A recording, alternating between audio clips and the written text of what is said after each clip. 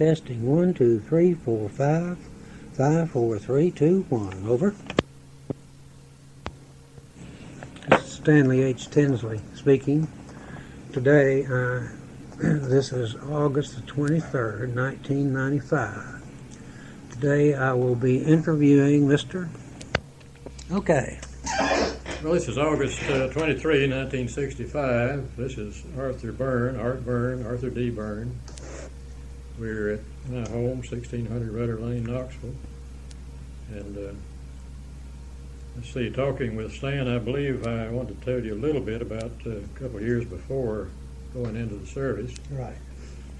I was in law school at UT here from 1930. Now we go. Okay. Let's go ahead where you left off there. You in law school here at UT and so on and so forth. Okay. Well, I did not take for PC. I had already finished 4 years in Maryville College before I went to law school. And I had a deferment because my father had died while I was a senior in law school, leaving my mother and 2 younger sisters as dependents, so I didn't go in service until January 43. After graduation, June 42, I got a job with Mr. Harry Poore and his firm. It was June 42, and then and got married in September 42. And then went in service in January 43. At that time, I understood that JAG was full, lawyers were a dime a dozen, and I finally got my commission by going in as a meteorology cadet in the Air Force and took the equivalent of a 2-year college course in meteorology. I'd majored in physics in college 5 years before. And after graduation at Chanute Field in September of 43. Then, because they had graduated too many meteorologists, I went into training as an air combat intelligence officer in Harrisburg, Pennsylvania. Then was with an A-20 outfit for a few months over at Charlotte, North Carolina, thinking I was set for a while here in the States. Called my wife and found an apartment, and before she could get over there, I was ordered for overseas duty, which was, I believe, in July 44. And then to Kearns Field for 2 or 3 weeks, and from there Camp Pittsburgh near San Francisco and across to the Pacific. At that time, I didn't have an assignment, but being a right fresh made first, second lieutenant, I had the best of all overseas shipment. The Matsonia had just been turned into a troop ship, and they enlisted men were down in the hold like slaves, and we brand new officers were upstairs being given the regular tourist mess, waited on by white jacketed servants, waiters. But that's the last great break, I guess, that I can remember. Landed in Finch Haven after a short stop in Oro Bay, New Guinea. I've always thought that's one of the most melodic names of a town, to be so dadgum ugly. We were there for just a few hours and then back on board ship and to Finch Haven, where I was there 6 weeks in the mud, just waiting to be reassigned to something. And in, I believe it was in September, I found out that they were bringing in a C-47 to take me up to Owi, O-W-I, Island, just off from BIAC, B-I-A-K, which was then, the battles were going on for possession. And I found that the B-24s, the 43rd Bomb Group, B-24 bomber outfit, was on Owi Island, but in the process of being taken to the Philippines. And after just a few days there, and incidentally, that's one of the few places I saw in the Pacific that looked like a Hollywood island. Beautiful, beautiful beaches, Really? palm trees, soft waves and all that stuff. How about the people, the natives? I wasn't there long enough to see them much. Later on, after we got, in New Guinea I did. Mm. Oh, yeah. Those red-haired, black-faced, red-toothed. While we were in Finch, one day, one of the insurgents that I was acquainted with caught me one day and stopped me. Said, "Hey, Lieutenant," said, "I want to tell you something." That said, just had me slapping my legs this morning, the funniest thing I ever seen in my life. He said, one of them, 2 or 3 of them black fellows come along and said, while they was standing there in the mud, said, one of them lizards about 3 feet long come waddling along there, and said that fellow jumped on that thing with a knife and he had it skunked in about 2 seconds. Anyway, we went into near Tacloban, and it was about 3 or 4 weeks after MacArthur had landed.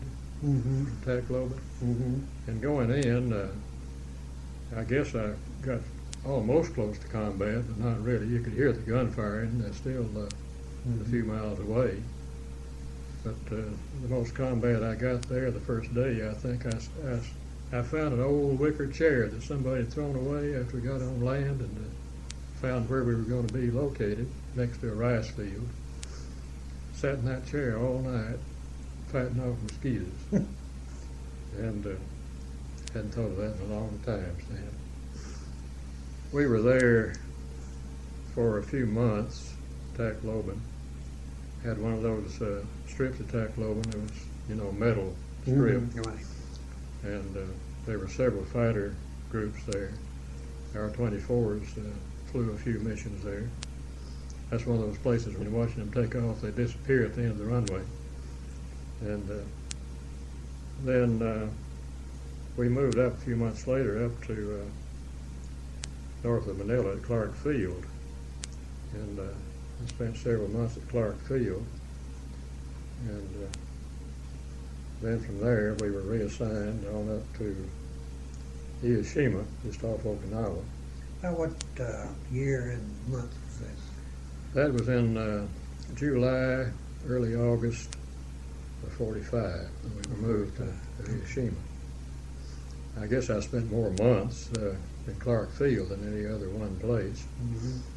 And I've got pictures at Clark Field where we captured some stray Japanese soldiers that wandered down out of the mountains. Mm-hmm. I remember a picture showing them on the back of a truck, and they looked like they'd been starved for a month. The Japanese tore up Clark Field at the very beginning of the war, didn't they? Yeah. By About the time I they got hit there, it Pearl was in Harbor. great shape. Yeah. Then we went from Subic Bay by LST, and I guess the most combat I had was riding that LST through the China Sea up to Hiroshima.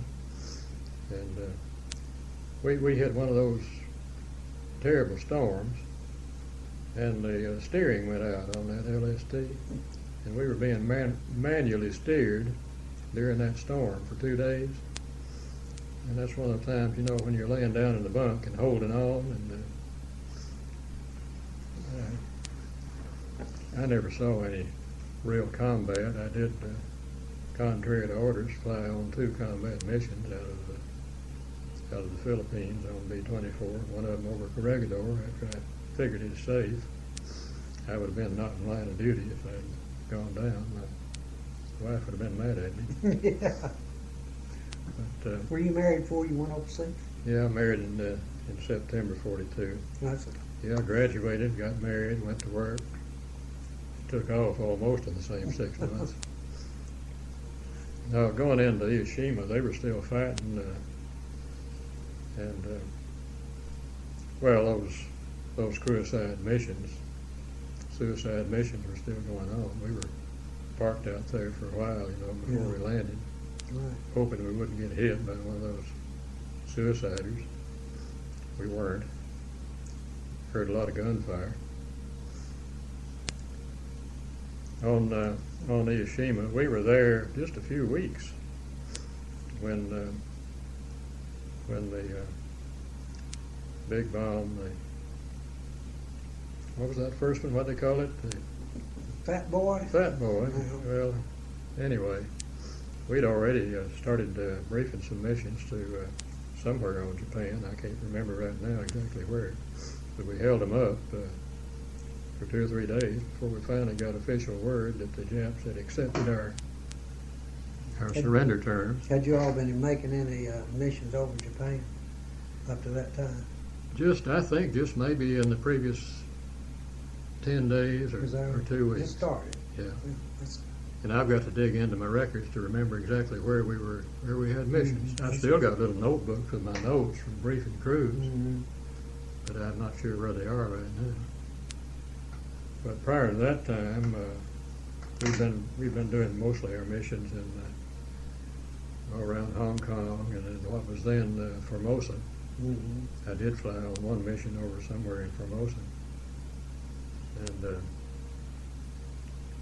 let's see, from August 15 on until January 46, I was among those more or less forgotten and left on Hiroshima people that were ground officers.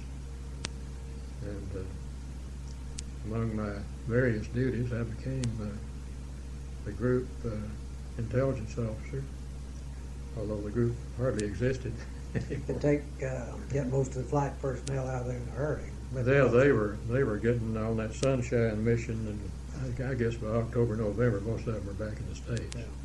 Some flying back and some shipboard. And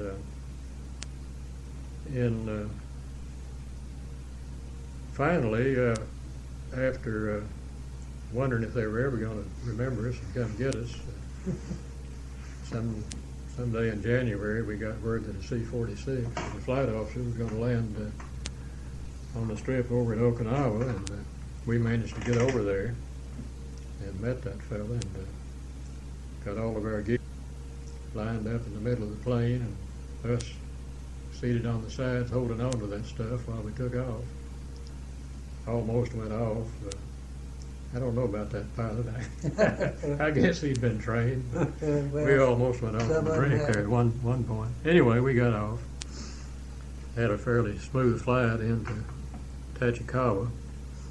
As I recall later on, I was transferred over to Murayama Air Base. And a big Texan friend who'd been in my group, and I remember 2 or 3 times managed to borrow a Jeep, go into Tokyo, find a souvenir shop. Found out most of the souvenirs had activated before we got there. I did manage to buy a kimono for Jean.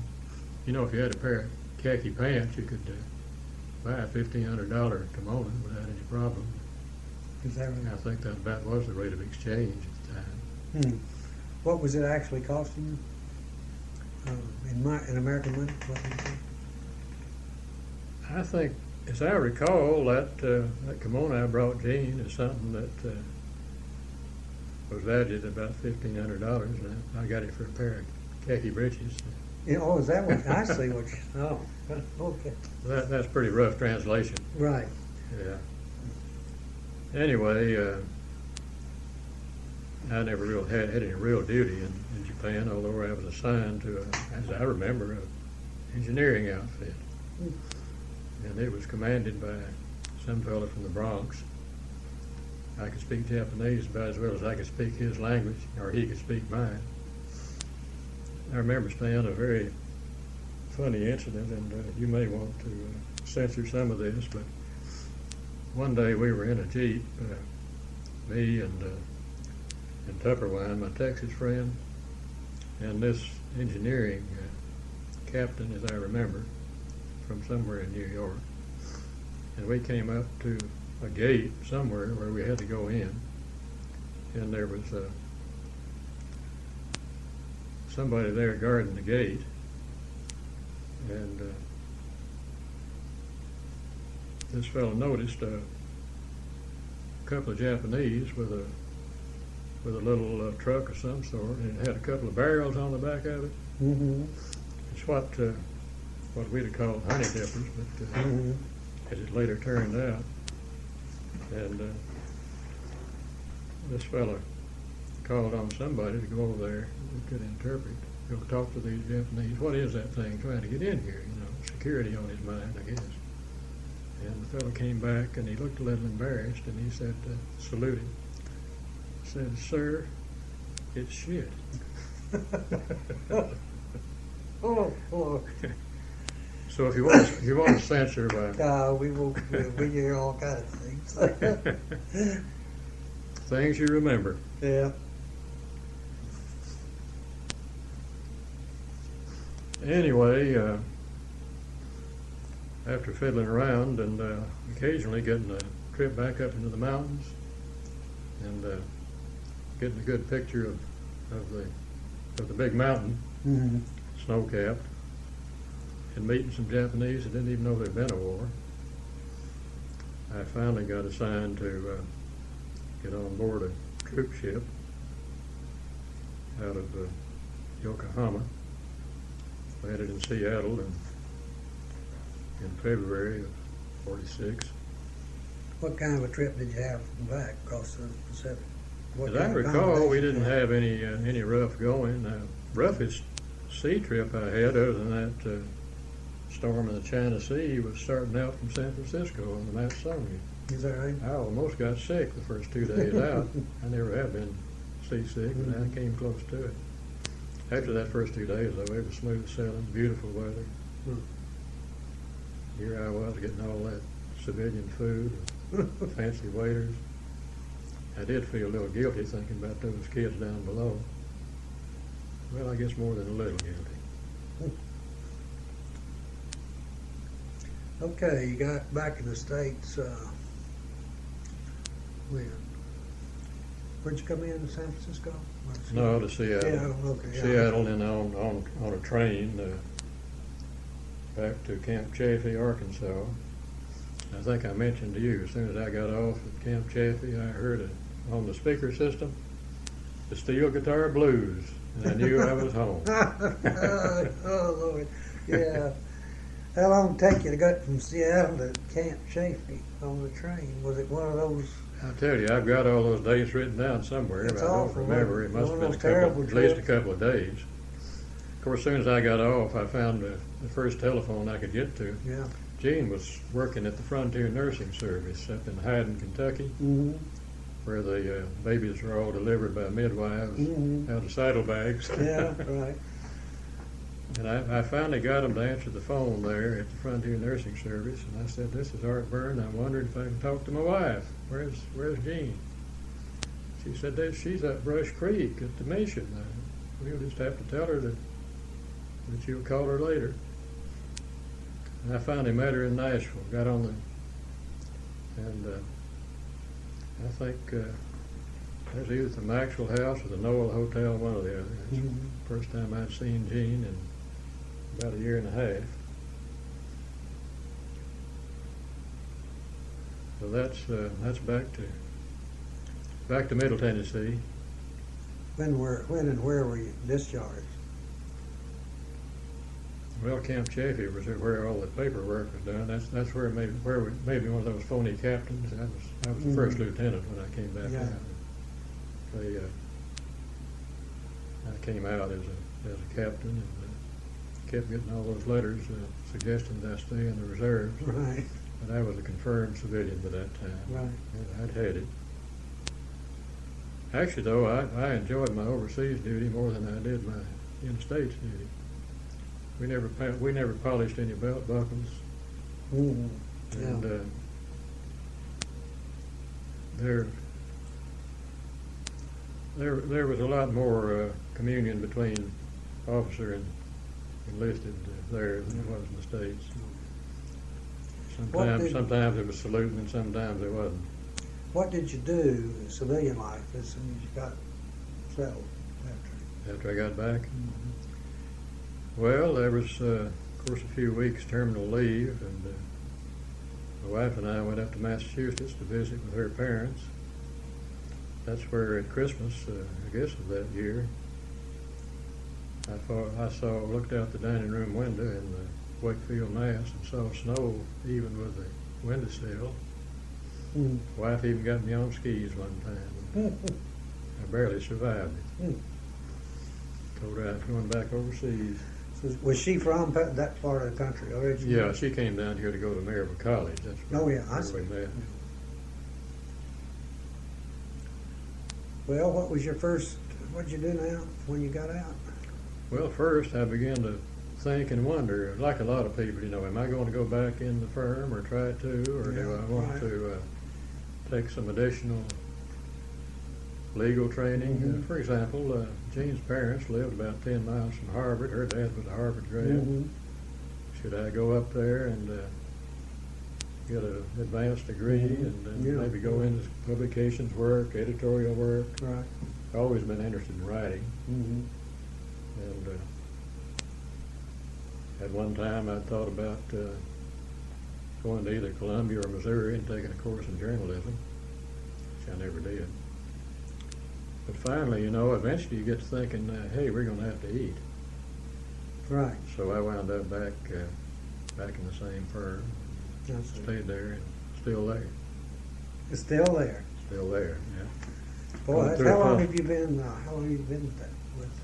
Well, since Is it 53 years. 53 years. Yeah. 53 years. So I've had two 53rd anniversaries, one with the firm and one with Byrne. Sorry. Well, we've got one coming up in 2 weeks, 6 weeks. Are you still pretty active up there? Just come and go as you please? I claim I am, but if you talk to my partners, they'd say no, I'm sure. Oh, some days I go in at 8 o'clock, some days I go in at 11 o'clock. Mm. If there's something special to be done, I'm there early. If there's not, I don't. I was trying to think of a fraternity brother of mine that refuses to retire. And I can't think of his name. Lawyer? Yeah? Oh, what did that list his name? Oh, you know as well as I do on. Can't come up with it. Well, I'm sure I know him if he's a Yeah, lad. I'm sure you do too. 80% of the lawyers I don't know because they're at least 20 or 30 years younger than I Yeah, am. I'm not surprised. Well, that's great.